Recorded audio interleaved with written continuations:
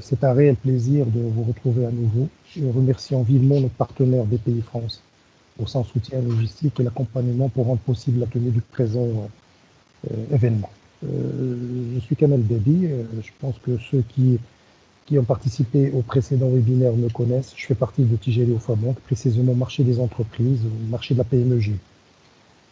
Aujourd'hui, nous vous proposons un nouveau webinaire comment se développer à l'export avec le digital et l'accompagnement bancaire, qui s'inscrit finalement dans la continuité du cycle des précédents webinaires qui ont été traités quasiment suite à la pandémie Covid-19. Ce thème, enfin, j'en terminerai là, ce thème est interactif.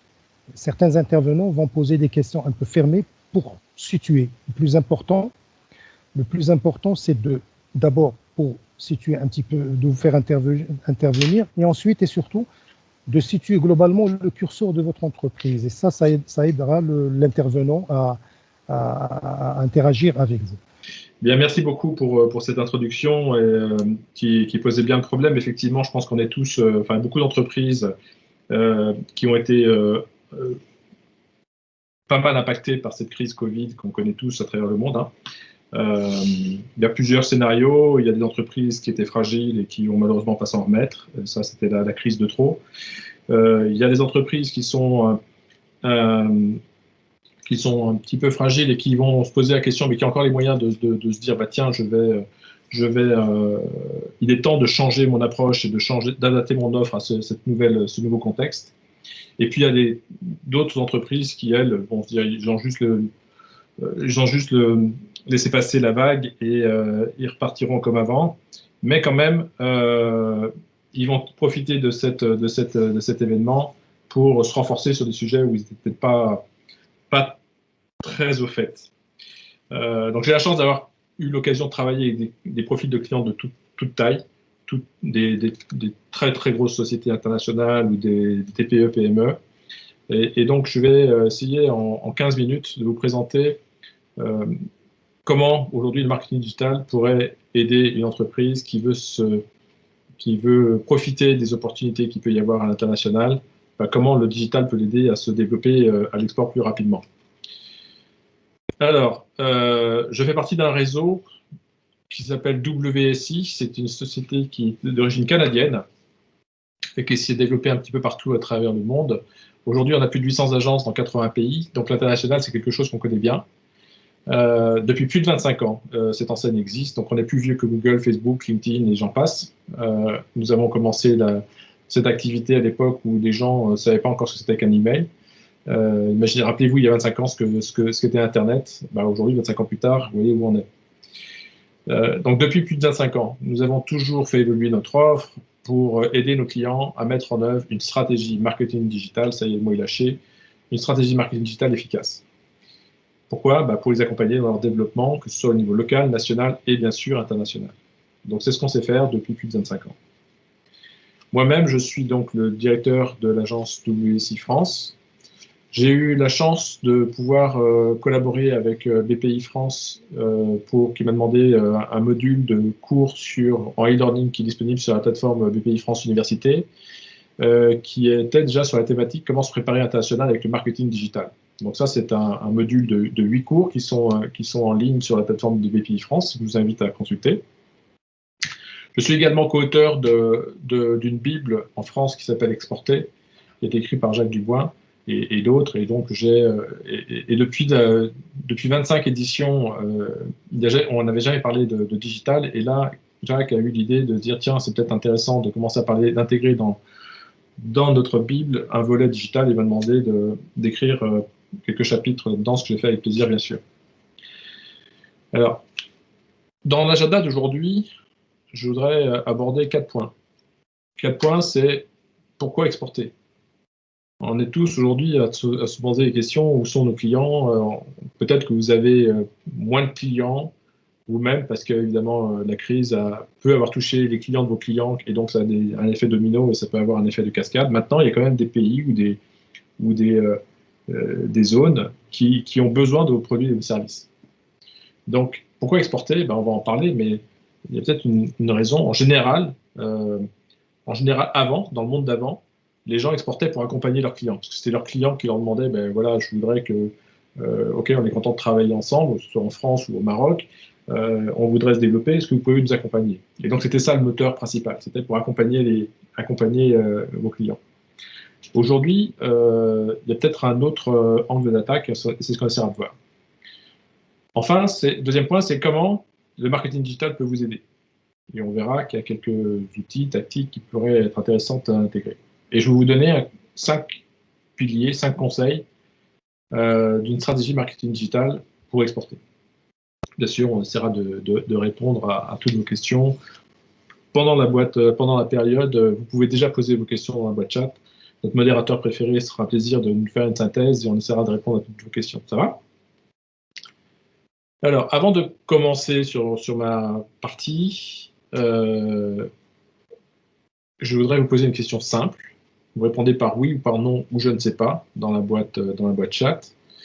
Est-ce que vous avez déjà mis en place une stratégie marketing digital efficace pour exporter? J'entends pas seulement avoir un site internet. Hein. J'imagine que vous avez déjà sans doute un site internet, mais est-ce que vous avez déjà réfléchi, défini des objectifs et mis en place des moyens pour exporter à travers le marketing digital? Donc, on sera intéressé d'avoir la réponse à cette question-là. Oui, non, je ne sais pas. On vous laisse quelques secondes pour répondre. Mounir, tu me dis si tu vois les réponses, parce que je ne vois pas la boîte chat. Là. Mohamed, si tu peux me dire aussi. OK. Très bien. Bon, je pense que vous n'avez pas besoin de trop de temps pour répondre à cette question-là. On va passer à la slide suivante. Donc, pourquoi exporter? Pourquoi exporter? Comme on l'a vu tout à l'heure rapidement, sans doute de noms, Gilles. Beaucoup de noms. D'accord. Beaucoup de noms. Bon. Écoutez, on va essayer de changer ça. L'objectif, c'est qu'à la fin de ces 15 minutes, mon objectif à moi, c'est que je me dise, mais oui, bien sûr, mais pourquoi j'ai pas pensé plus tôt? Et donc, de vous donner envie de peut-être vous y intéresser. Et si on peut vous aider, ce sera bien sûr avec plaisir, vous en doutez. Donc, pourquoi exporter? Exporter, parce que, comme dans partout dans le monde, on est tous frappés par cette crise et on a tous perdu des clients. Et de toute façon, la façon de consommer des consommateurs finaux a changé. Donc, les gens passent de plus en plus de temps, sur Internet. Et aujourd'hui, trouver des nouveaux clients, c'est compliqué. Les salons, c'est terminé. Les rendez-vous d'affaires, les petits déjeuners, les déjeuners, les soirées, etc., tout ça, tout ce qui est marketing présentiel, etc., c'est mort. Encore pour quelques temps. J'espère que ça reviendra vite, mais je touche du bois. Tout le monde n'est pas optimiste sur ce sujet-là. Donc, pourquoi exporter? Pour trouver des nouveaux clients, hein, tout simplement, et continuer, vous permettre à vous développer et trouver des nouveaux clients. Parce que votre chiffre d'affaires a sans doute baissé, parce que vous avez moins de clients, et parce que le monde a changé.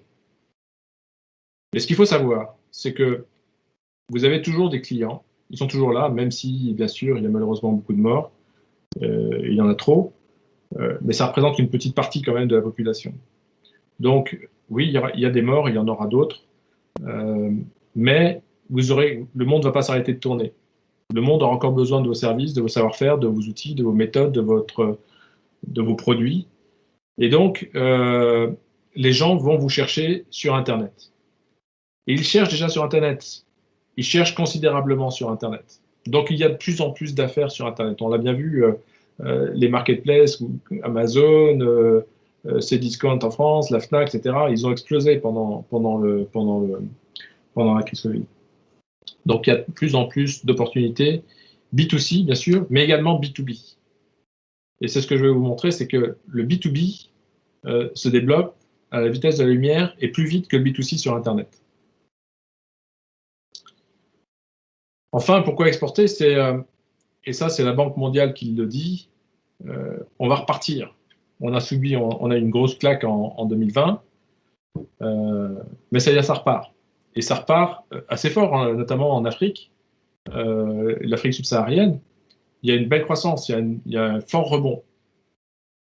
Et je crois savoir qu'en Afrique subsaharienne, j'ai une des intervenantes qui le disait, c'est oups, qu'est-ce qui se passe?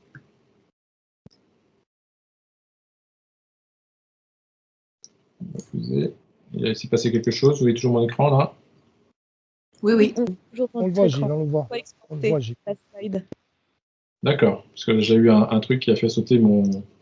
Ok, très bien. Donc il y a des opportunités qui redémarrent.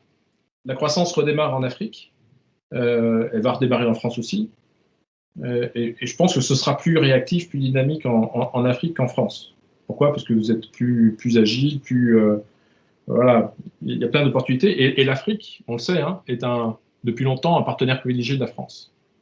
Donc pour les personnes qui sont en France aujourd'hui, qui participent à ce webinaire, je pense que l'Afrique est un beau terrain de chasse. Ça a toujours été, mais ça va prendre encore plus d'ampleur. Et puis pour vous au Maroc, c'est pareil, si vous avez envie d'exporter, il y a de belles opportunités dans les pays pas très loin de chez vous. Voilà. Alors, comment faire? Pardon, il y a Amis qui me... J'ai des pop-up qui font sauter ma présentation, mais c'est pas grave. Okay. Donc, comment faire? Alors, en fait, ce qu'il faut comprendre, c'est que il y a des gens qui avaient une façon de penser, qui se disent non, mais on ne va pas changer notre façon de faire.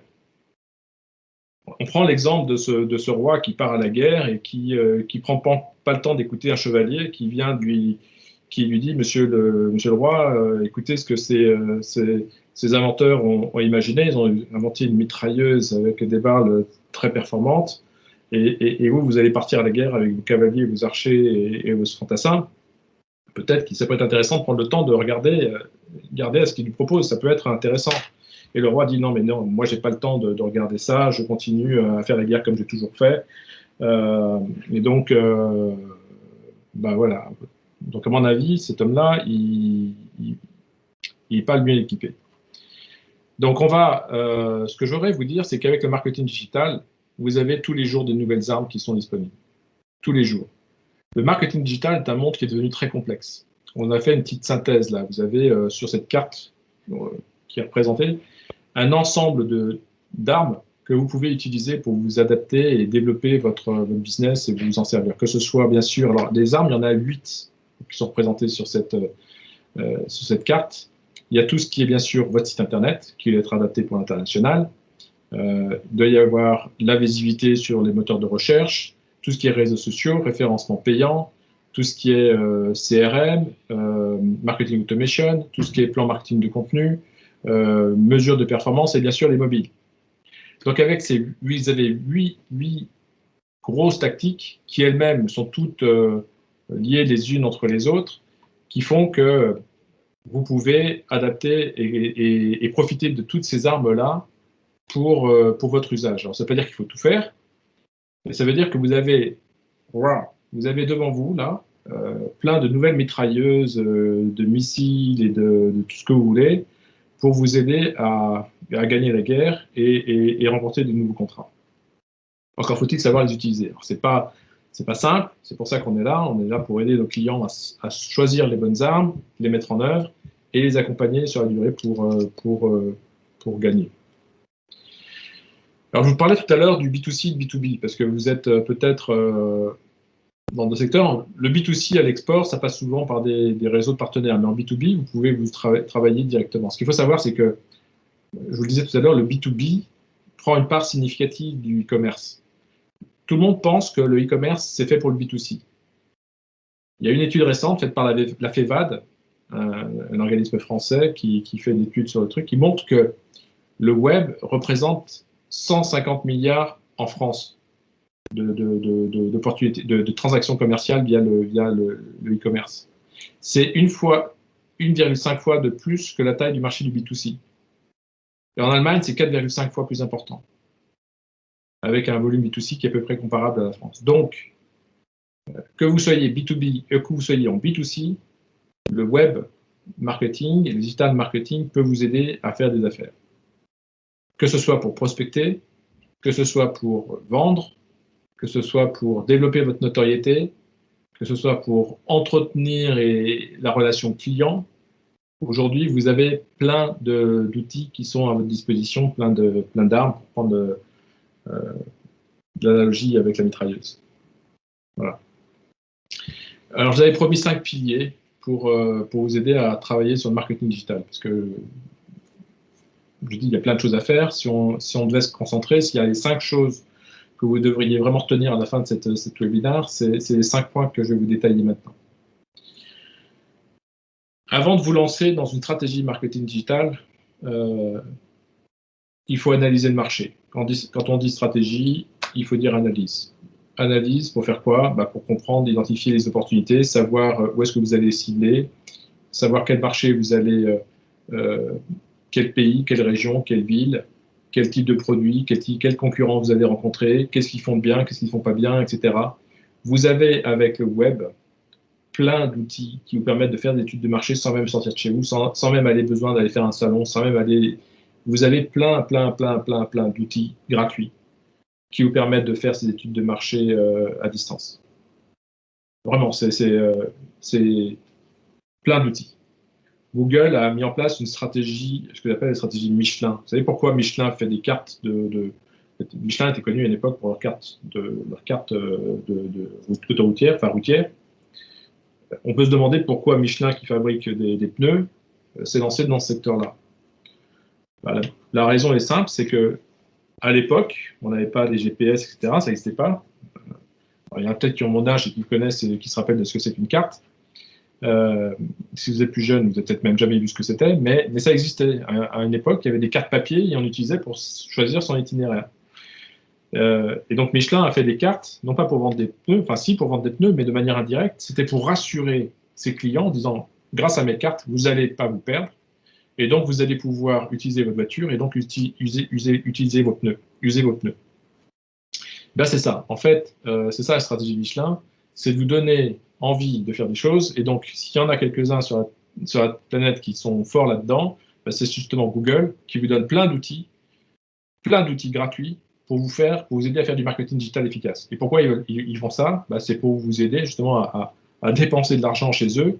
Une fois que vous serez convaincu qu'il y a un marché, faire des dépenses chez eux pour acheter du trafic et de la publicité sur leur plateforme. Pareil chez Facebook, pareil chez LinkedIn. Et bien sûr, vous pouvez aussi accéder à des bases d'informations qui sont incroyables, que ce soit le FMI, le CDE, j'en passe, c'est les meilleurs. Vous avez une mine d'informations à portée de doigt. Donc, depuis chez vous, avec une connexion Internet, idéalement une bonne connexion Internet, vous pouvez faire un vrai travail d'analyse des opportunités à travers le monde. Donc maintenant que vous avez fait ce travail d'analyse, vous allez pouvoir choisir vos cibles. Et là, ça c'est un vrai problème de patron. C'est à vous de savoir ce que vous voulez faire, où est-ce que vous voulez aller, quel argent vous allez investir. Vous allez définir vos objectifs, que ce soit les pays, les régions, les villes, les produits, les services, et définir des indicateurs de mesure de performance qui vont vous permettre de dire, voilà, voilà, je serais content si j'ai ça. Si j'ai atteint tel objectif en 3 mois, 6 mois, parce que c'est à peu près les temps qu'il faut, hein. On n'est pas sur des stratégies à 10 ans. On peut, avec le marketing digital, c'est ça qui est magique, c'est que ça peut aller très vite. En 3-6 mois, on est capable de se faire une idée grâce à une campagne test. C'est l'étape suivante, l'étape 3. On peut se donner des moyens de tester et de vérifier que notre marché a une appétence pour nos produits. Donc c'est ça la 3e étape, c'est de tester et de mettre en place ce qu'on appelle un mini-site ou une page d'atterrissage, mettre en place une campagne, de faire de l'emailing, de faire du LinkedIn Automation. Il y a plein de tactiques, je vous en ai parlé tout à l'heure, et ça c'est vraiment notre métier. Et très rapidement, vous allez voir des leads qui vont arriver. Très rapidement, à la limite, mais vous en aurez plus que vous puissiez l'imaginer. C'est incroyable.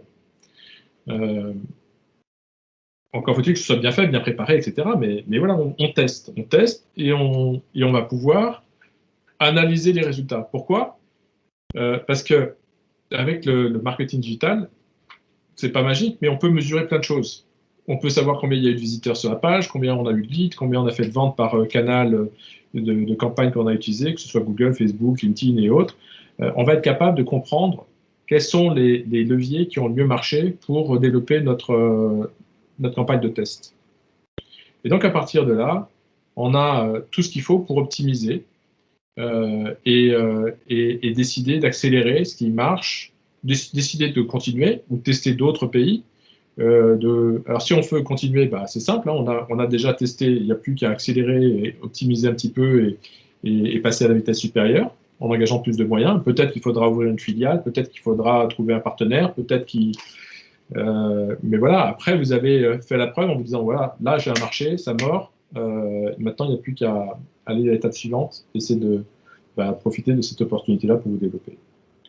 Alors bien sûr, il y a un nota bene, hein, il y a ce process, il doit prendre en compte la culture des clients ciblés. C'est-à-dire que si vous avez L'Oréal, ils font ça très bien, vous savez, L'Oréal, ils vendent des produits pour les produits capillaires, bah, c'est clair que s'ils vont vendre des produits pour les cheveux, en Afrique, ils vont utiliser une photo, on verra une africaine avec ses cheveux bouclés. S'ils vendent le même produit en Suède, bah là, ils vont plutôt utiliser une femme blonde avec des cheveux bien lisses, etc., etc. Donc, il faut s'adapter à la culture. Ce sera le même produit, mais voilà, l'accroche, l'envie sera différente. Et ce que je vous disais tout à l'heure, c'est qu'il faut en moyenne 3-6 mois pour arriver à obtenir des résultats convaincants et passer à l'étape 5.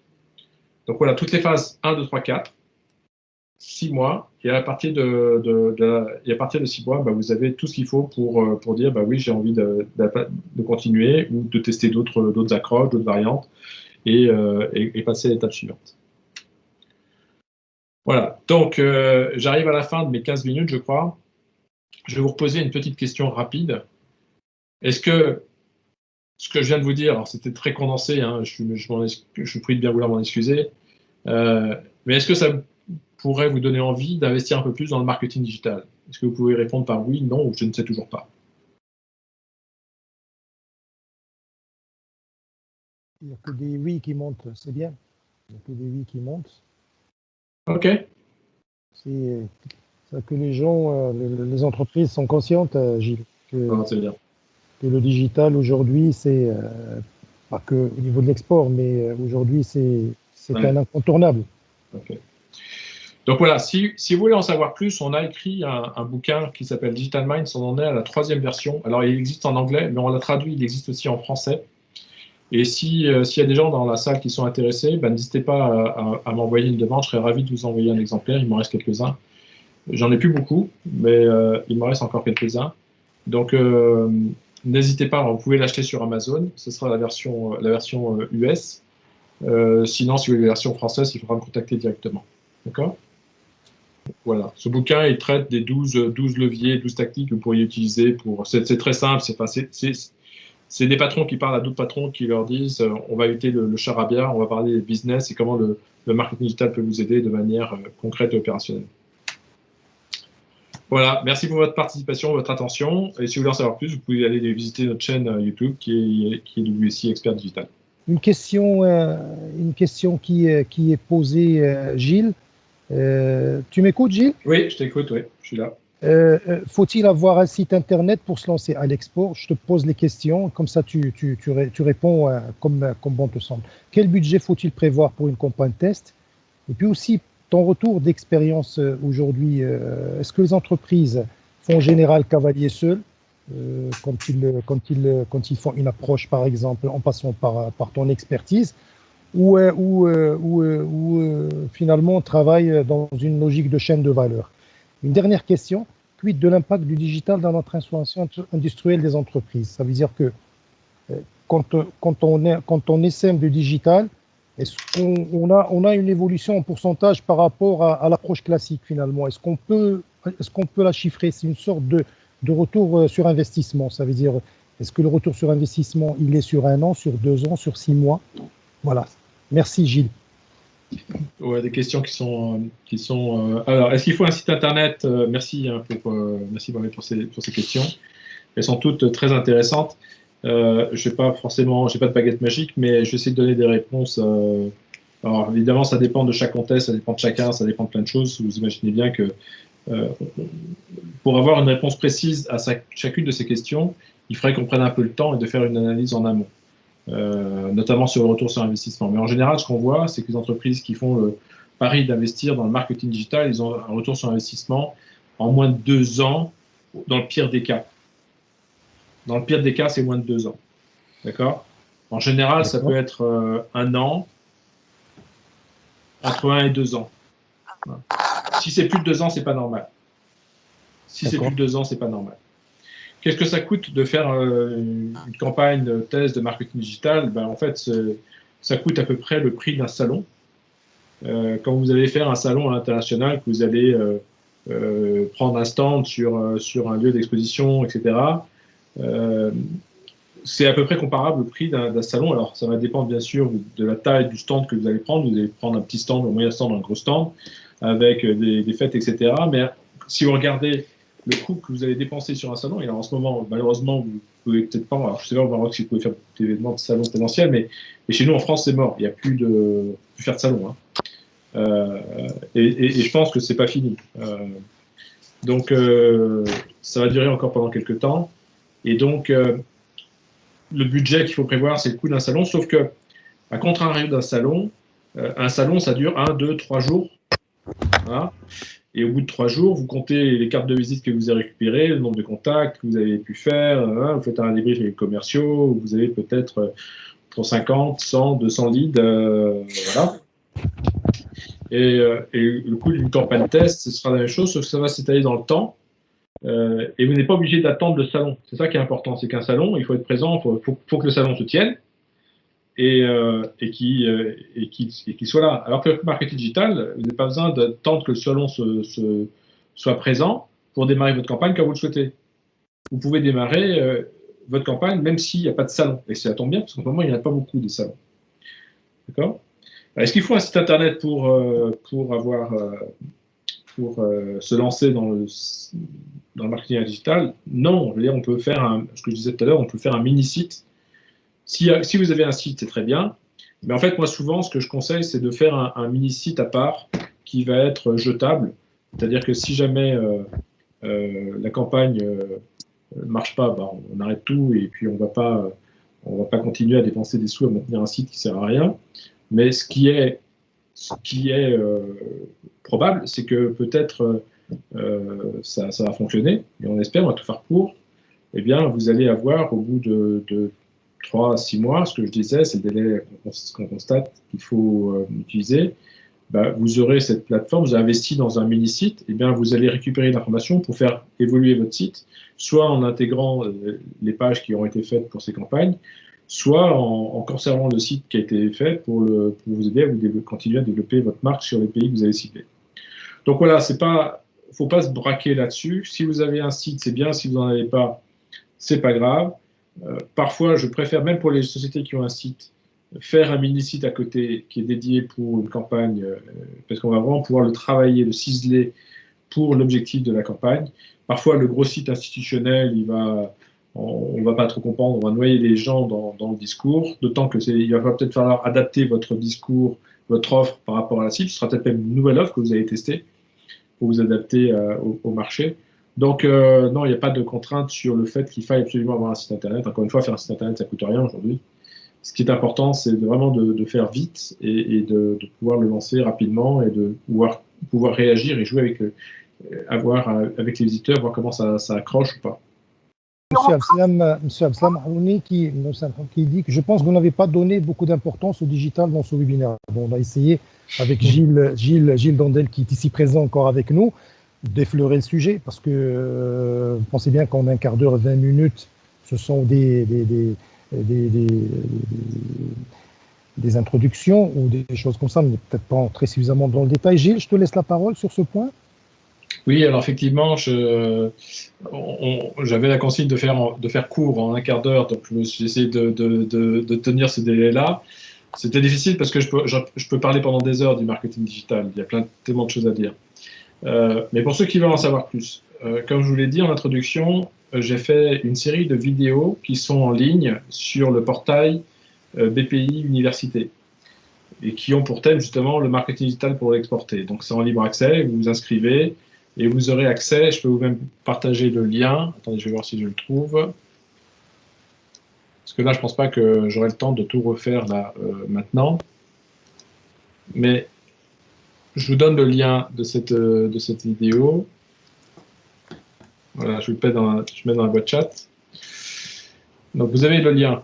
Et là, vous aurez des exemples d'outils que vous pouvez déjà utiliser pour faire des études de marché et avoir des tendances. Vous pourrez... je vais développer les sujets que j'ai développés, les 5 piliers que je vous ai présentés, ils seront bien sûr beaucoup plus développés.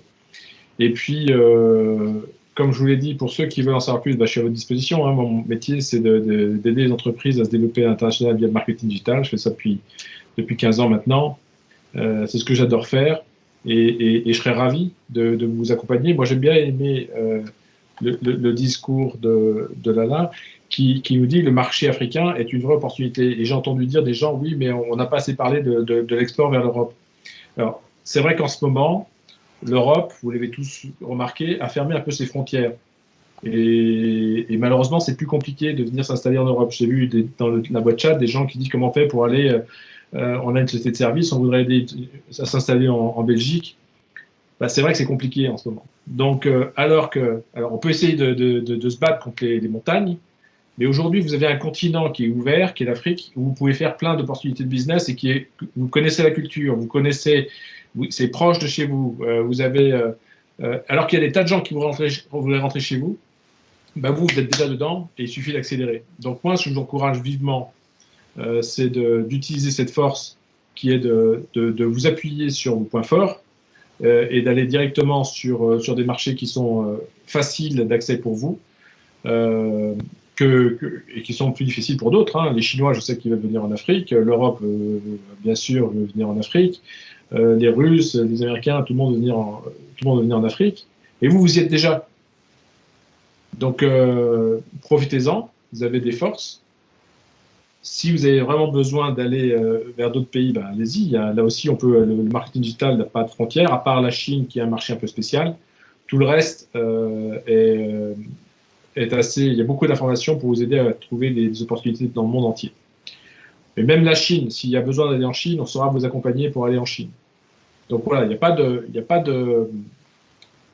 Je voudrais vous donner un message un peu d'optimisme, parce que je sais qu'en ce moment, on est tous un peu plombés par cette ambiance, cette sinistrose qui est portée par le Covid. Mais c'est source d'opportunités, je veux dire, c'est compliqué pour tout le monde. La bonne nouvelle, c'est que... la bonne nouvelle, malheureusement, c'est qu'il y a des entreprises qui vont disparaître, donc vous aurez moins de concurrents, donc profitez-en. C'est peut-être une des opportunités que vous pouvez utiliser. C'est clair qu'il y a des sociétés qui vont disparaître, et pour vous, c'est peut-être l'occasion d'en profiter. Je ne veux pas dire qu'il faut être un charognard, c'est pas ça, mais c'est clair que le marché va être tiré par ça. Il y a forcément des opportunités à prendre. Donc, dans toute crise, il y a des opportunités. À vous de les saisir. Merci infiniment Gilles, Sana et Lubna. Il y a aussi Mounir d'avoir partagé pendant 2 heures. On n'a pas vraiment senti le temps passer. Le sujet était vraiment intéressant. Merci infiniment. Et merci à l'assistance, aux participants à l'assistance d'avoir pris part avec nous à ce webinaire et à notre partenaire BPI France pour son soutien logistique. Merci infiniment et à la prochaine. Merci. Merci. Au revoir. Merci, au revoir. Bon courage. Portez-vous bien.